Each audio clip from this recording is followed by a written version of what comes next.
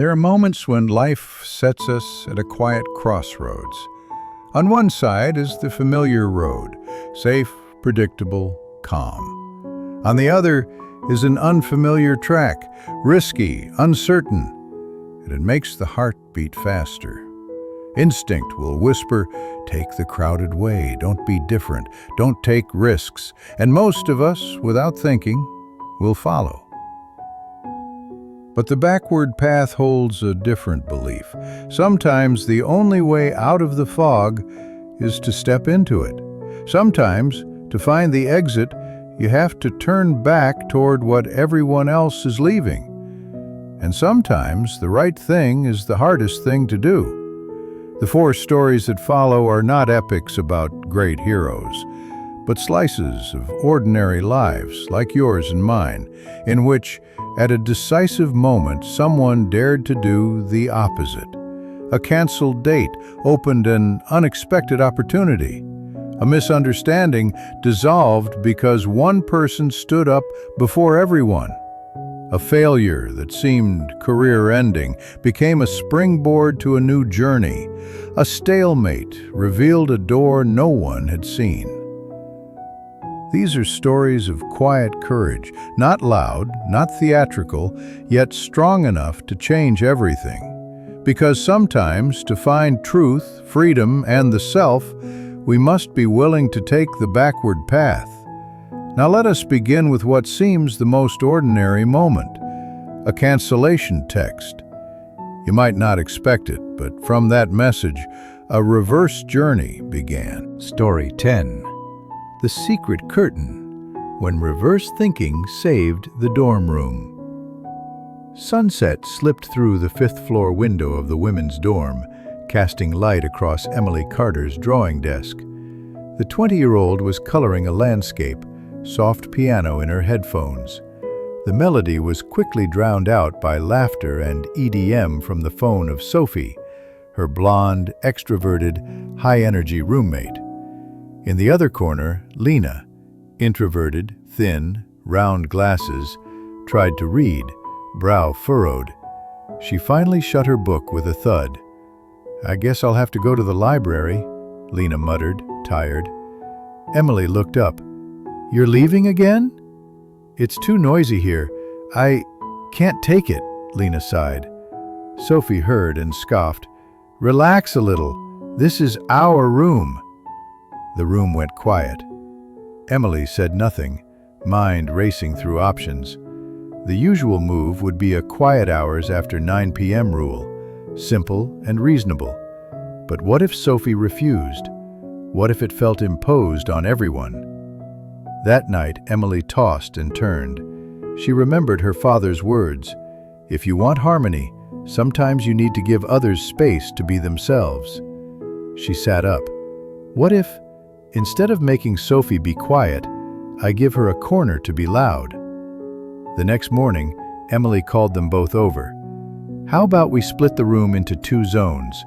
One side for Sophie to hang out, one side for Lena to read." Sophie raised an eyebrow. "You mean build a wall?" Emily smiled.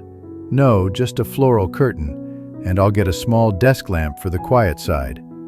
Sophie laughed. "Sounds weird, but let's try?" Lena hesitated.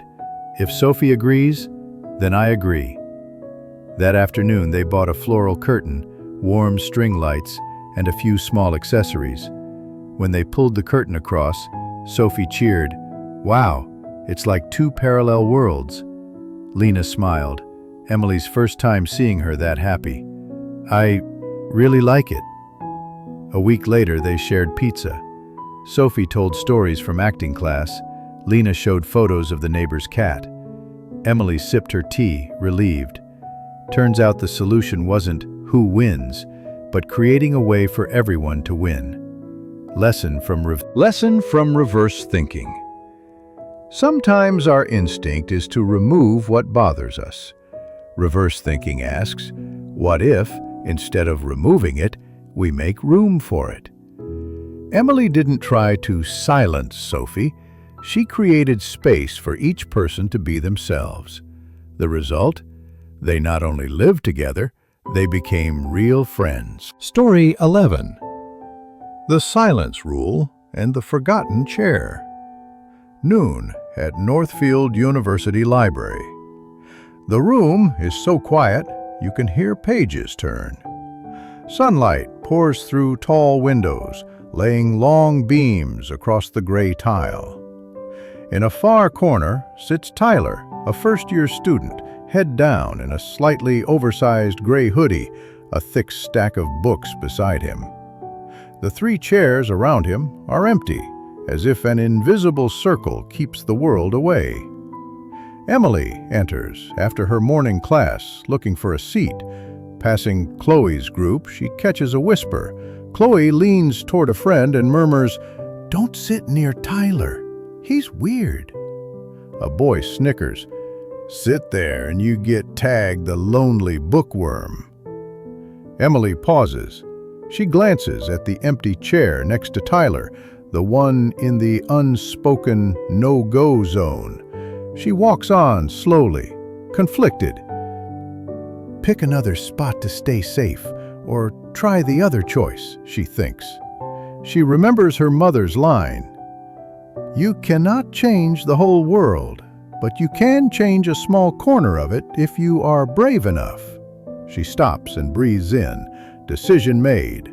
Emily heads to Tyler's table. Her steps sound softly on the tile. She pulls out the chair beside him. The scrape on the floor is loud enough to draw a few looks. Tyler lifts his head, pale gray eyes, surprised. Are you sure you want to sit here?" Emily smiles and nods toward the thick book in front of him. "Yeah, is A People's History of the United States any good?" Tyler's eyes light up, a hint of excitement in his voice. "It's great. Do you like history too?" "Very much, especially the stories that never make it into textbooks." They begin to talk, cautious at first, then engaged. Tyler shares what he has been reading. Emily mentions a documentary she watched. 15 minutes later, the air around the table feels different. Two other students pull their chairs closer. Someone asks to borrow Tyler's pen. From the next table, Chloe glances over and lifts a shoulder, lips tightening a little, as if surprised that the unwritten rule fell so easily. Friday afternoon, Emily returns to the library. At the long table in the corner, Tyler is no longer alone. He is talking and laughing with three new friends. The stack of books is still there, but now there is a coffee cup and a few study group pages in between. Emily smiles. It feels as if a small corner of the world shifted because one empty chair was filled. Lesson: Reverse thinking. In groups, people often follow an unwritten rule to avoid trouble. Reverse thinking says to break it with care. Sometimes, instead of rallying against isolation or bullying, a small act like sitting in the right place can knock down an invisible wall and open a new story. Story 12. The Canceled Date and the Open Mic Night. Late autumn. A cool breeze slipped through the dorm window. Emily stood at the mirror, smoothing the light blue dress she had just pressed. Her hair was pinned up, a few loose strands across her forehead. Tonight she had a dinner date with Jake, a year older and on the basketball team. She smiled to herself as she added a spritz of bergamot. In her mind, she saw them walking the main street, hands around hot cocoa, talking about winter break. Her phone buzzed. A message from Jake. "Sorry, my team has an urgent meeting. I probably can't make it tonight." Emily froze for a few seconds, eyes on the screen. A wave of letdown rose. She set the phone on the desk and sighed. "Fine, I'll just change, crawl under the blanket and watch Netflix all night," she told herself. As she unlaced her shoes, she remembered a line from a professor. "Life is a series of moments where you can either close the door or open it. Sometimes opening it means doing the opposite of your first instinct." She stopped. Her first instinct was to retreat. So what was the opposite? An idea flashed. What if she turned tonight into a different kind of memory? Emily grabbed her phone and called Hannah, her best friend. "Hey Hannah, what are you up to?" "About to study a bit and sleep early. Why?" "Want to go to an open mic with me?" Hannah squealed through the phone. "Of course, but this time you have to sing." Emily laughed. "Are you crazy? I've never sung in front of a crowd." "Then this is the time for a first. Don't think, just do." An hour later they stepped into Bean and Verse, a small corner cafe. The smell of roasted coffee mixed with lively chatter. Warm lights washed over raw brick walls hung with hand-drawn art. On the stage, a student was reading a poem about late-night buses. Emily and Hannah found seats near the bar. The MC, a curly-haired student, smiled. "Who's up next?" No one raised a hand. Hannah looked at Emily, eyes bright with mischief. "Go. This is your moment." "No way. I'll die." "Emily, you don't need to be perfect. You just need to be real." Emily's heart pounded. She stood as if her legs moved on their own. On stage, the lights made the room below blur. She took the guitar from the MC, her hand unsteady. "Hi, I'm Emily. I'll sing a small ballad, and I hope you like it." The guitar rang out. Her voice was not showy or technical, but warm and sincere, and the cafe fell silent. A couple by the window held hands. A guy in the corner nodded to the beat. When the song ended, applause burst. Hannah shouted, "Told you!" Emily blushed and grinned. She had no idea a student at a middle table had filmed the whole set and posted it with the caption, "A voice that makes you want to call the one you love right now." 3 days later, the video had over 80,000 views. Emily's Instagram inbox was flooded with messages. Praise, collaboration invites, even a few bashful confessions. In the library, Emily replayed that night. If she had chosen to shrink and switch off the lights, nothing would have changed. By doing the opposite of the safe reflex, she found a part of herself she had never shown. A canceled date brought me here, where I am more myself than ever. Lesson: reverse thinking. When plans fall apart, most of us retreat and wait for a better time to enjoy. Reverse thinking suggests turning what looks like a loss into a new opportunity. Instead of letting disappointment close the evening, Emily opened a new experience and discovered a talent and a joy she did not know she had. Sometimes stepping out of your comfort zone right when you want to hide is the moment that changes the story of your life. Story 13. Running toward the danger. Tuesday morning. The communication department hallway is packed with students prepping for final presentations. Emily hugs her laptop and slows as whispers reach her. That's her. They say she stole the credit. Unreal.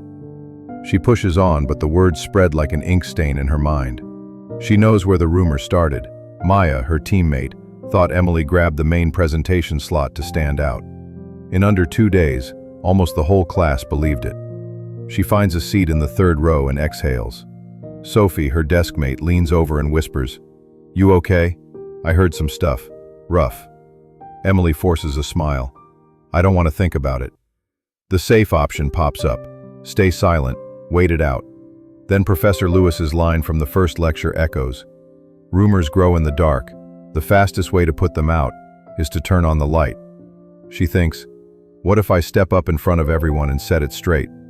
Her heart pounds like she's been running. It's the opposite of hiding, which is why it might change everything. As Professor Lewis sets his bag on the desk, Emily raises her hand. Her voice trembles, but it's clear. "Professor, before we start today's class, I'd like to say something to everyone." The room stills. Eyes turn to her. In the back row, Maya frowns. Emily takes a deep breath.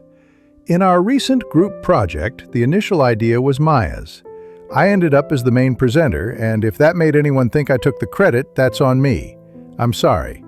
I value Maya's contribution and want everyone to know that." The room is so quiet, Emily can hear her heartbeat. Then a clap. Sophie. Others join. The heavy air eases. Maya stands, voice tight. "Emily, thank you. And I'm sorry for the misunderstanding." They step forward as shake hands as the class watches. Professor Lewis smiles. This is a fine example of leadership in communication, courage and transparency. Later, Emily and Maya have lunch at the cafe across the street. Cups clink. The smell of hot coffee hangs in the air. They laugh more than they talk. Maya looks out the window. "I thought you'd hate me after all this." Emily smiles softly. "I thought so too. Then I remembered, avoiding things never fixes anything." Lesson: reverse thinking. When you're misunderstood or attacked, instinct tells you to stay quiet and wait it out. Reverse thinking says, instead of retreating, walk straight toward the fire to put it out. Emily chose the harder path, facing the class and lowering her ego first. She not only regained her standing but built stronger trust and respect. Sometimes the moment you think, "I should hide," is exactly when you must step forward, because it's the only road to freedom and truth. Summary. Most people think change comes only from big turning points, quitting a job, moving to a new city, starting a different life. The truth is, turning points are often much smaller.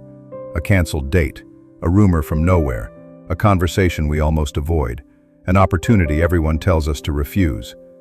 Reverse thinking is not recklessness or trying to be different.